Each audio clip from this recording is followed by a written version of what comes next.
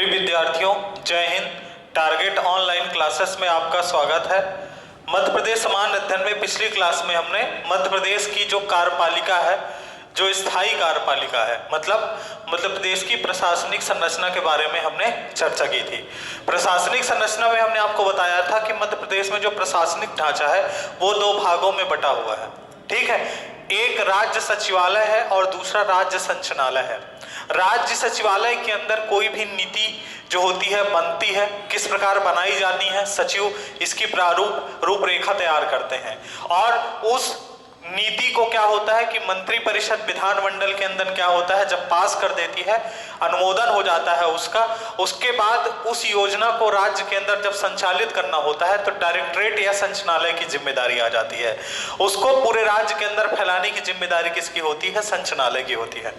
अब किसी भी योजना या नीति को सबसे निचले स्तर तक पहुंचाने के लिए जो राज्य सचिवालय है उसको अलग अलग स्तर पर बांटा गया है। जैसे अगर आप देखेंगे सबसे टॉप लेवल पर कौन सा है, तब सबसे टॉप लेवल पर राज्य सचिवालय है, जिसका सबसे बड़ा अधिकारी जो होता है मुख्य सचिव होता है, राज्य का मुख्य सचिव जो होता है। उसके बाद आप उसके नीचे आएंगे तो संभाग होते हैं। संभाग में क्या होता है कि आप देखेंगे संभाग आयुक्त जो होता है, जिसको हम कमिश्नर कहते हैं, वो सबसे बड़ा अधिकारी होता है। जिले पर आप आएंगे तो जिले में आप देखेंगे डिस्ट्रिक्ट मजिस्ट्रेट जो होता है, जिसको हम डीएम कहते हैं, वो सबसे बड़ा अधिकारी होता है। उसके बाद नीचे आएंगे आप विकास खंड तो एसडीएम सबसे बड़ा अधिकारी होता है। उसके नीचे आप आएंगे तहसील में तो तहसीलदार सबसे बड़ा अधिकारी होता है। तो योजनाओं का जो क्रियान्वयन है वो एक स्तर से दूसरे स्तर की ओर क्या होता है, फ्लो होता है और योजना टॉप लेवल से नीचे निचले स्तर तक जो होता है, सबसे निचले स्तर तक क्या होता है, धीरे धीरे आपकी क्या होती है, पहुंचती है। अब हमने आपको बताया था, कल हमने पूरा डिस्कशन किया था, लास्ट में हमने आपको एक चीज बताई थी कि जो पूरा प्रशासनिक केंद्र है, पूरा जो मध्य प्रदेश का प्रशासनिक ढांचा है, उसका जो केंद्र है या आप कह लीजिए कि उसकी जो पूरी देख रेख करता है, उसका जो सबसे बड़ा अधिकारी होता है वो राज्य का मुख्य सचिव होता है। क्योंकि जो सबसे टॉप लेवल है, टॉप लेवल पे जितने भी सचिव होते हैं या आप कह लीजिए जितने भी संचालक होते हैं, डायरेक्टर होते हैं, उप संचालक होते हैं, उन सबका जो अधिकारी होता है वो राज्य का मुख्य सचिव होता है। तो आज की क्लास में हम जो है मध्य प्रदेश के मुख्य सचिव के बारे में चर्चा करेंगे। इसको हम अच्छे से देखेंगे क्या क्या इसके मुख्य सचिव के बारे में महत्वपूर्ण बातें हैं। ठीक है, सबसे पहली चीज आप देखिए कि जो राज्य का मुख्य सचिव है, ये पद सोपान की दृष्टि से, पद सोपान की दृष्टि से राज्य का सबसे बड़ा अधिकारी है। पद सोपान की दृष्टि से राज्य का सबसे बड़ा अधिकारी है, यह बात ध्यान रखिएगा। पद सोपान की दृष्टि से मतलब वरिष्ठता की दृष्टि से यह राज्य का सबसे बड़ा अधिकारी होता है। दूसरी चीज, राज्य के मुख्य सचिव का जो पद होता है, इसका संविधान में कहीं पर उल्लेख नहीं किया गया है। समझ रहे हैं, भारत के संविधान में इसका कहीं पर भी उल्लेख नहीं किया गया है राज्य के मुख्य सचिव का। ठीक है, तो आप बताएंगे कि ये गैर संवैधानिक पद है, गैर संवैधानिक पद है। इसका मतलब यह है कि संविधान में इसका उल्लेख नहीं किया गया है। ठीक है, जिस प्रकार मुख्यमंत्री का पद जो है गैर संवैधानिक है, संविधान में उसका उल्लेख नहीं किया गया है, उसी प्रकार राज्य के मुख्य सचिव का भी जो है, राज्य का मुख्य सचिव का पद भी गैर संवैधानिक है, मतलब इसका संविधान में उल्लेख नहीं किया गया। अब सबसे इंपॉर्टेंट पॉइंट यहां पे पहला निकल के आता है कि जो राज्य का मुख्य सचिव है, ये राज्य के मुख्य सचिव का कॉन्सेप्ट कहां से आया, कि मुख्य सचिव का जो कॉन्सेप्ट है ये कहां से आया। तो आप यहां पर बताएंगे कि मुख्य सचिव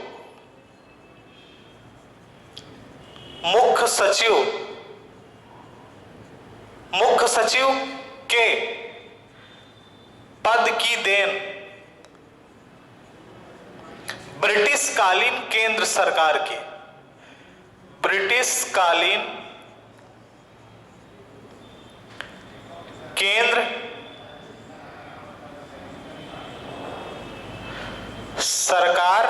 की है। मतलब जो राज्य का जो मुख्य सचिव है, ठीक है, मुख्य सचिव का जो पद है ये ब्रिटिश कालीन देन है। ब्रिटिश जब अंग्रेजों का भारत में शासन चल रहा था, तो जब अंग्रेजों ने क्या किया कि जब अंग्रेजों का शासन यहाँ पर चल रहा था, उस समय पर जो ब्रिटिश कालीन सरकार चल रही थी उसने पहली बार भारत में इस पद का सृजन किया था। और कौन किया था ये बात ध्यान रखना है आपको। तो 1799 में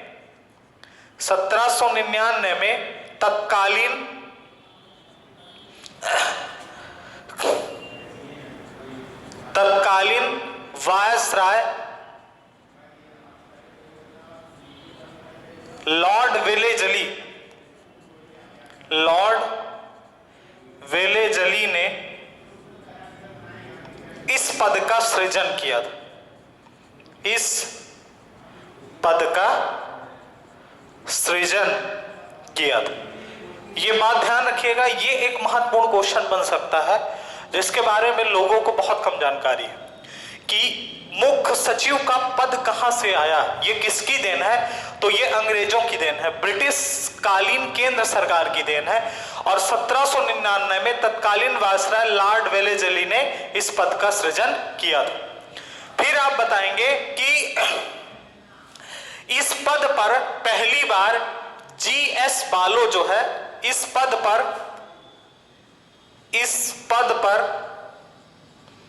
पहली बार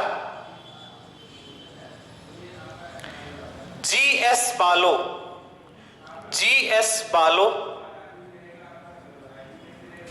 बैठे थे। ठीक है ना, इस पद पर पहली बार कौन बैठा था, जीएस बालो जो है बैठे थे।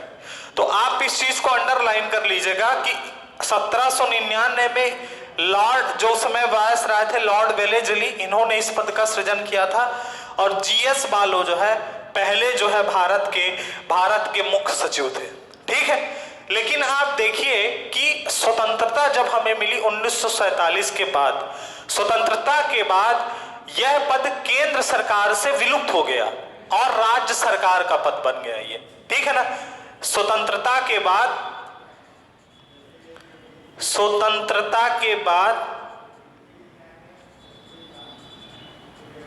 यह पद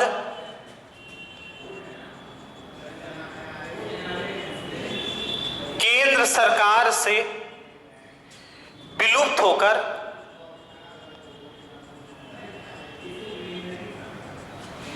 राज्य सरकार का पद बन गया। राज्य सरकार का पद बन गया। ठीक है ना, राज्य सरकार का पद बन गया और वर्तमान समय में यह राज्य सरकार का सबसे बड़ा पद है। ठीक है ना, वर्तमान समय में यह राज्य सरकार का सबसे बड़ा प्रशासनिक पद है। तो ये बात ध्यान रखिएगा मुख्य सचिव की जो हिस्ट्री है उस हिस्ट्री के बारे में कि मुख्य सचिव के पद की देन ब्रिटिश कालीन सरकार की है। 1799 में लॉर्ड वेलेजली ने इस पद का सृजन किया। पहली बार जीएस बालो इस पद पर बैठे। स्वतंत्रता प्राप्ति के बाद यह पद केंद्र सरकार से विलुप्त होकर राज्य सरकार के पद में आ गया, राज्य सरकार का पद बन गया और वर्तमान समय में यह राज्य सरकार का सबसे बड़ा प्रशासनिक पद है। ठीक है, इसके बारे में ये हमें जो है थोड़ा सा हिस्ट्री बतानी है। अब इसकी नियुक्ति के बारे में थोड़ा सा चर्चा कर ली जाए कि इसकी नियुक्ति कौन करता है, शपथ कौन दिलवाता है। ठीक है, इसकी नियुक्ति कौन करता है आप बताएंगे। इसकी नियुक्ति मुख्यमंत्री द्वारा की जाती है। इसकी नियुक्ति कौन करता है, नियुक्ति जो होता है इसकी नियुक्ति कौन करता है, मुख्यमंत्री करता है, मुख्यमंत्री। लेकिन मुख्यमंत्री इसकी नियुक्ति मंत्री परिषद के अनुमोदन से करता है, ये बात ध्यान रखिएगा। मंत्री परिषद के अनुमोदन से मंत्री परिषद जो होती है इसको अनुमोदित करती है, मुख्यमंत्री तब इसकी नियुक्ति करता है। ठीक है, उसके बाद देखिए मुख्यमंत्री, आप देखिए अगर आप इसको देखेंगे शॉर्टकट में सीएस बोल देते हैं, चीफ सेक्रेटरी। तो मुख्यमंत्री किसी भी पद को, किसी भी व्यक्ति को सीएस के पद पर किस योग्यता के आधार पर अपॉइंट करेगा? तो यहां पर आप देखेंगे सीएम वरिष्ठता एवं योग्यता, दोनों चीज आप ध्यान रखिएगा। वरिष्ठता एवं योग्यता दोनों चीजों का ध्यान दिया जाता है। वरिष्ठता एवं योग्यता के आधार पर, वरिष्ठता एवं योग्यता के आधार पर वरिष्ठ आईएएस अधिकारी को, वरिष्ठ आईएएस अधिकारी को मुख्य सचिव या सीएस नियुक्त करती है। ठीक है ना, नियुक्त करती है। यह बात आपको ध्यान रखना है। इसकी नियुक्ति मुख्यमंत्री तो करेगा, लेकिन मंत्री परिषद के अनुमोदन से करेगा। और दूसरी चीज, सीएम वरिष्ठता एवं योग्यता के आधार पर वरिष्ठ आईएएस अधिकारी को सीएस चीफ सेक्रेटरी नियुक्त कर देता है। दूसरी चीज, जब इसकी नियुक्ति हो जाएगी तो इसको शपथ कौन दिलवाएगा? ठीक है, तो इस देखिए एक चीज ध्यान रखिएगा कि मुख्य सचिव जो होता है इसको कोई शपथ नहीं दिलवाई जाती, ये बात ध्यान रखिएगा। ठीक है, इसको कोई शपथ नहीं दिलवाई जाती। इसका जो कार्यकाल होता है, कार्यकाल के बारे में आप बताएंगे कि इसका कार्यकाल जो है कोई निश्चित कार्यकाल नहीं होता, कोई निश्चित कार्यकाल नहीं होता है।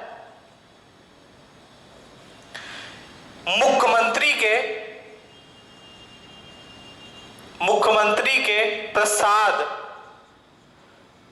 पर्यंत तक रहता है।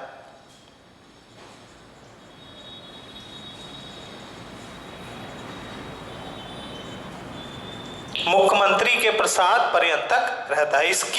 इसका कोई एक निश्चित कार्यकाल नहीं होता है, यह मुख्यमंत्री के प्रसाद पर्यंत तक रहता है। दूसरी चीज, ये त्याग पत्र किसको देगा? अगर इसको मान लीजिए त्याग पत्र देना है तो ये किसको देगा? मुख्यमंत्री को देगा।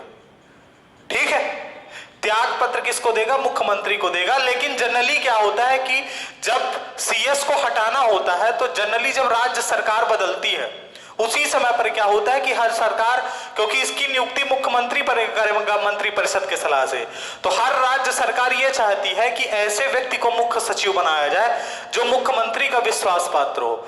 तो तुरंत क्या होता है कि जैसे ही राज्य सरकार बदलती है उसी प्रकार जो होता है चीफ सेक्रेटरी बदल जाता है, तो इसको मुख्यमंत्री क्या करता है? तुरंत हटा देता है। ठीक है, उसके बाद अगर इसकी सैलरी की बात की जाए, इसको सैलरी कितनी दी जाती है? तो सैलरी जो होती है ये दी जाती है 2.25 लाख, 2.25 लाख। भारत के जितने भी राज्य के मुख्य सचिव होते हैं, मतलब भारत में जितने भी राज्य हैं, सभी राज्यों के जो मुख्य सचिव हैं उनकी सभी की सैलरी समान होती है, क्योंकि उनकी सैलरी जो होती है संसद द्वारा निर्धारित होती है। हर राज्यों में आप देखेंगे जो मुख्य सचिव होते हैं संसद निर्धारित करता है। हर राज्यों में जो मुख्य सचिव होते हैं उन सभी की सैलरी क्या होती है? समान होती है। क्यों? क्योंकि संसद निर्धारित करता है इनकी सैलरी। आप देखेंगे हर राज्य में मुख्यमंत्री मंत्री परिषद का वेतन अलग अलग होता है, लेकिन हर राज्य का जो मुख्य सचिव होता है उसकी सैलरी समान होगी। क्यों? क्योंकि जो मुख्यमंत्री और मंत्री परिषद का वेतन होता है वो राज्य विधानमंडल निश्चित करता है। जो राज्यों का राज्य विधानमंडल होता है, अगर दोनों विधानसभा है तो विधानसभा, अगर दोनों सदन है तो फिर दोनों सदन मिलकर निश्चित करेंगे।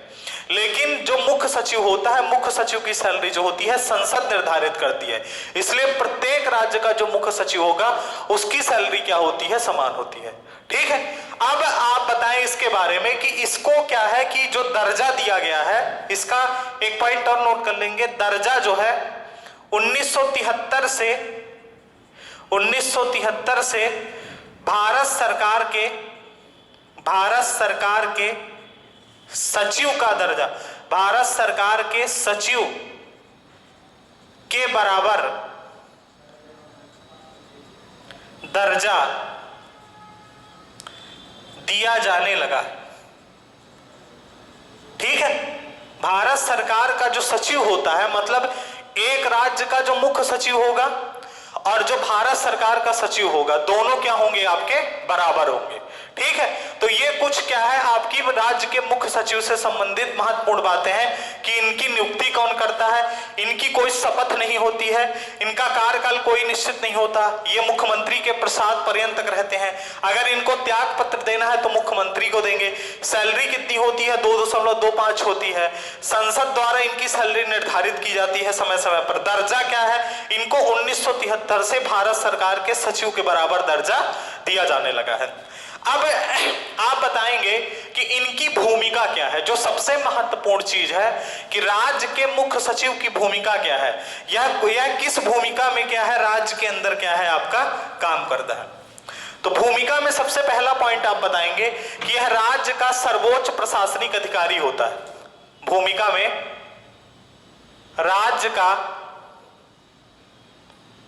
सर्वोच्च प्रशासनिक अधिकारी होता है, अधिकारी होता है। ठीक है, राज्य का सर्वोच्च प्रशासनिक अधिकारी होता है। दूसरा पॉइंट आप बताएंगे राज्य के सचिवालय का मुखिया है। राज्य के सचिवालय का, राज्य के सचिवालय का मुखिया है। राज्य के सचिवालय का क्या है? मुखिया है। उसके बाद तीसरा पॉइंट आप बताएंगे यह सचिवों का सचिव है। सचिवों का सचिव है। ठीक है, मतलब यह है कि जितने भी सचिव हैं उन सब का क्या है, ये एक तरह से कह लीजिए कि हेड है। उसके बाद राज्य की मंत्री परिषद का भी सचिव होता है। राज्य की मंत्री परिषद का भी, राज्य की मंत्री परिषद का भी सचिव होता है। राज्य की मंत्री परिषद का भी सचिव होता है। अगला पॉइंट आप बताएं कि राज्य की लोक सेवा का अध्यक्ष होता है। राज्य की लोक सेवा का अध्यक्ष होता है।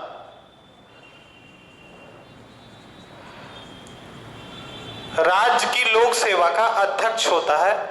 उसके बाद आप एक पॉइंट ये बता दीजिए कि राज्य के सचिवालय का नियंत्रक एवं महालेखा होता है। राज्य के सचिवालय का, राज्य के सचिवालय का नियंत्रक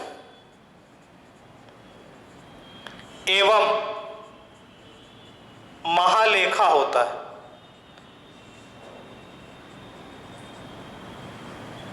ठीक है, राज्य के सचिवालय का नियंत्रक एवं पर्यवेक्षक होता है।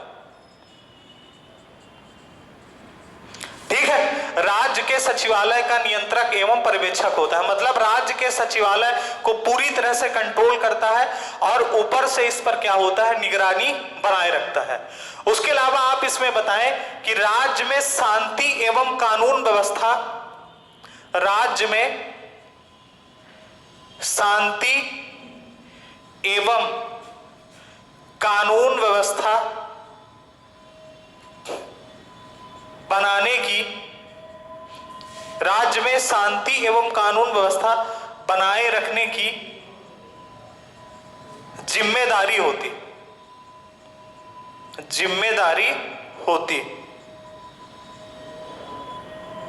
ठीक है, राज्य में शांति एवं कानून व्यवस्था बनाए रखने की जिम्मेदारी होती है। यह लोक सेवकों की नियुक्ति, पदमुक्ति एवं स्थानांतरण करता है। यह लोक सेवकों की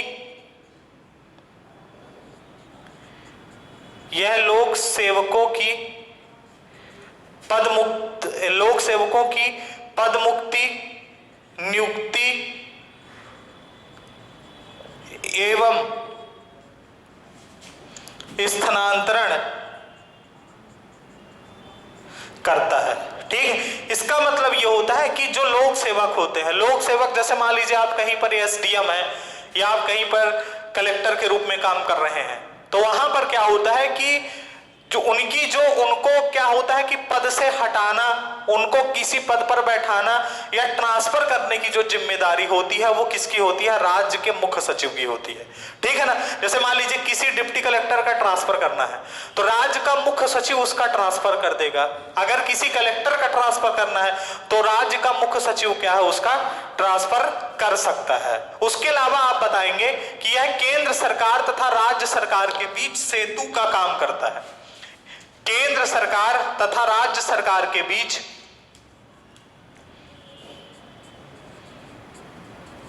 केंद्र सरकार तथा राज्य सरकार के बीच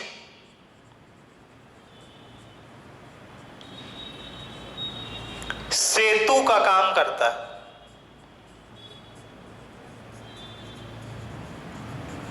ठीक है ना। मतलब यह है कि केंद्र सरकार तथा राज्य सरकार के बीच कोऑर्डिनेशन का काम करता है ये। अगर मान लीजिए कि केंद्र सरकार से कुछ मान लीजिए आपातकाल के समय हमें राहत कोष लानी है तो क्या होता है कि जो राज्य का मुख्य सचिव होता है, राज्य का मुख्य सचिव उस विभाग के क्या करता है? उस विभाग के जो सचिव होते हैं उनसे क्या है? बातचीत करता है कि इस प्रकार की स्थिति है, राहत कोष में क्या है, कुछ जो है राहत कोष के लिए कुछ जो है पैसा मिल जाए। तो केंद्र सरकार तथा राज्य सरकार के बीच हर प्रकार के कोऑर्डिनेशन का काम कौन करता है? राज्य का मुख्य सचिव करता है। यह मुख्यमंत्री का मुख्य सलाहकार होता है। इधर आप लिख लीजिएगा, यह मुख्यमंत्री का मुख्य सलाहकार होता है। इसीलिए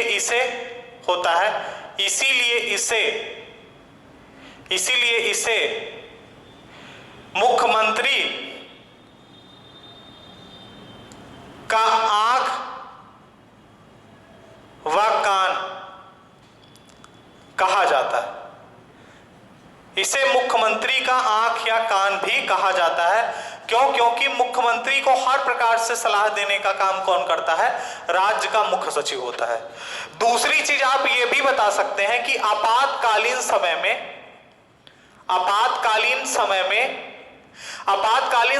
मतलब ये होता है कि जैसे मान लीजिए राज्य के अंदर राष्ट्रपति शासन लग गया है तो जब राष्ट्रपति शासन लग जाता है तो आप देखेंगे कि जो राज्य सरकार होती है वो क्या होती है? जो मंत्री परिषद होती है वो भंग हो जाती है।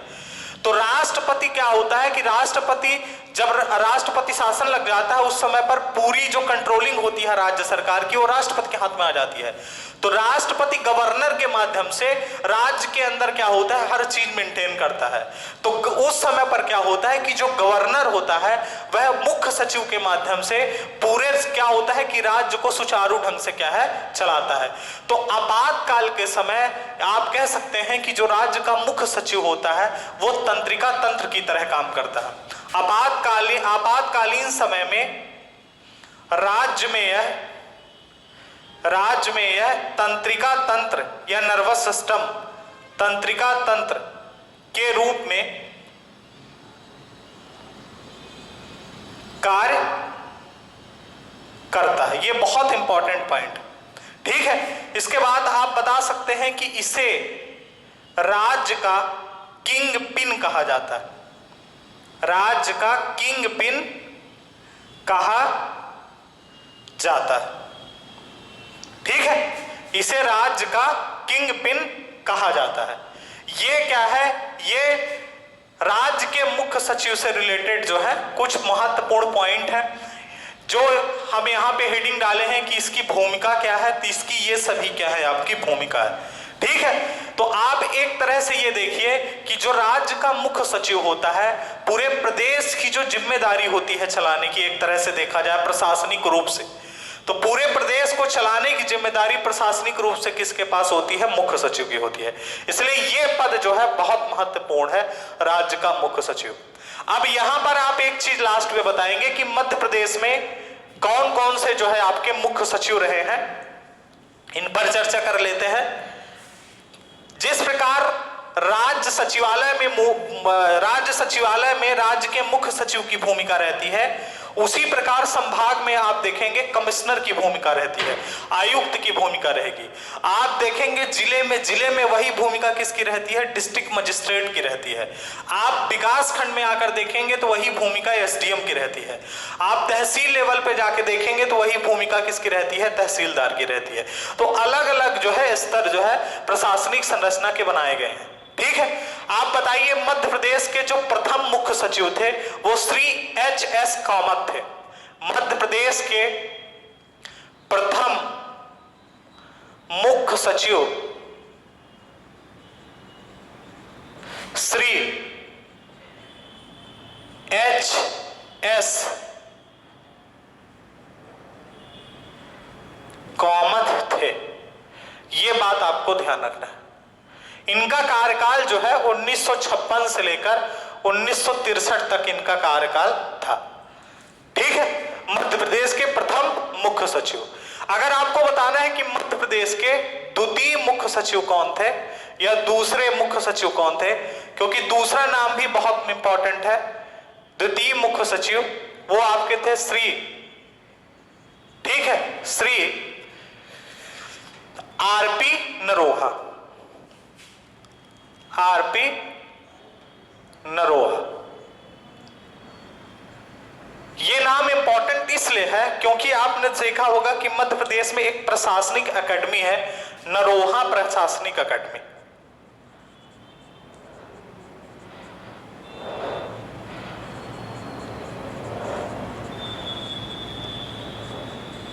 ये कहां है, ये आपकी भोपाल में है, जहां पर आप देखेंगे डिप्टी कलेक्टर की ट्रेनिंग होती है।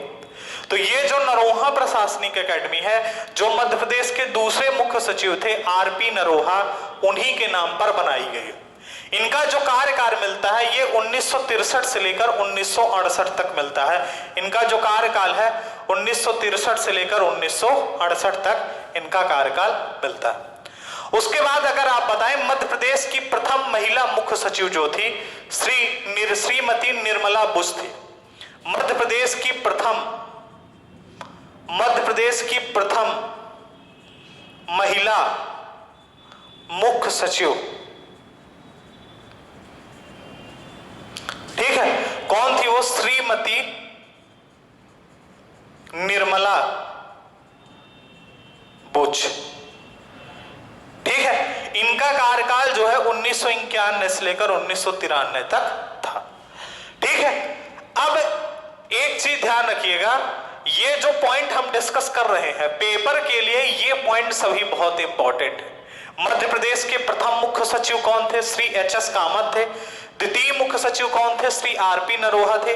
प्रथम महिला मुख्य सचिव कौन थी, श्रीमती निर्मला बुश थी।